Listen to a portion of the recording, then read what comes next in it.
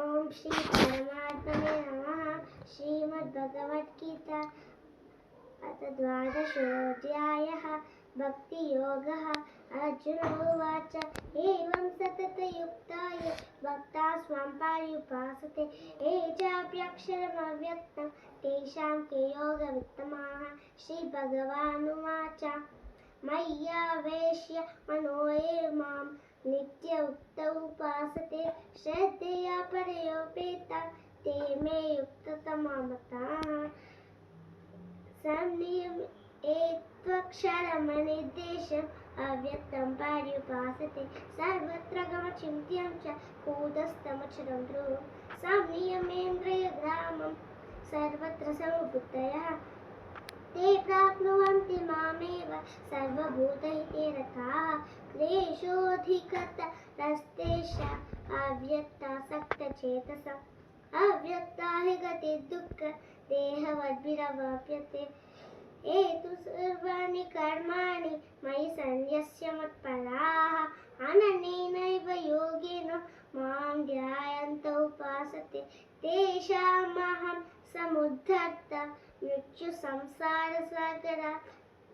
भवानि न चिरात् पार्थ मय्यावेशितचेतसां मय्येव मनः आगत्स्व मयि बुद्धिं निवेशय निवसिष्यसि मय्येव अत ऊर्ध्वं न संशयः।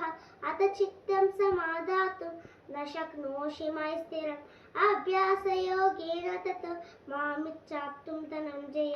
अभ्यासेऽप्यसमर्थोऽसि मत्कर्म परमो भव मदर्थमपि कर्माणि कुर्वन् सिद्धिमवाप्स्यसि।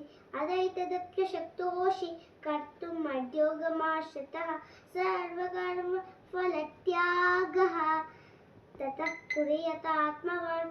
श्रेयो हि ज्ञानमभ्यासात् ज्ञानात् ज्ञानं विशिष्यते ज्ञानात् कर्मफलत्यागः त्यागात् शान्तिरनन्तरम्।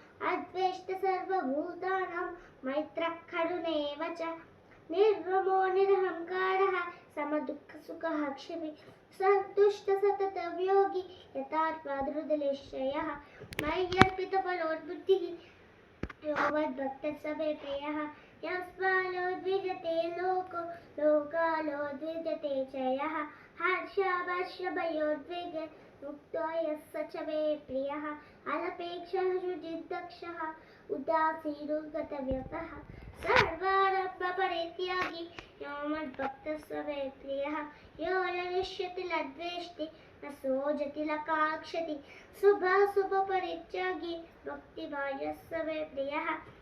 समशत्रौ च मित्रे च तथा बालावबालयोः शीतोष्णसुखदुःखेषु समसङ्गविवर्जितः तुल्यनिन्दास्तुतिर्मौनी सन्तुष्टो येन केनचित् अनिकेतः स्थिरमतिः भक्ता स्थितिः भक्तिमान् मे प्रियो नरः।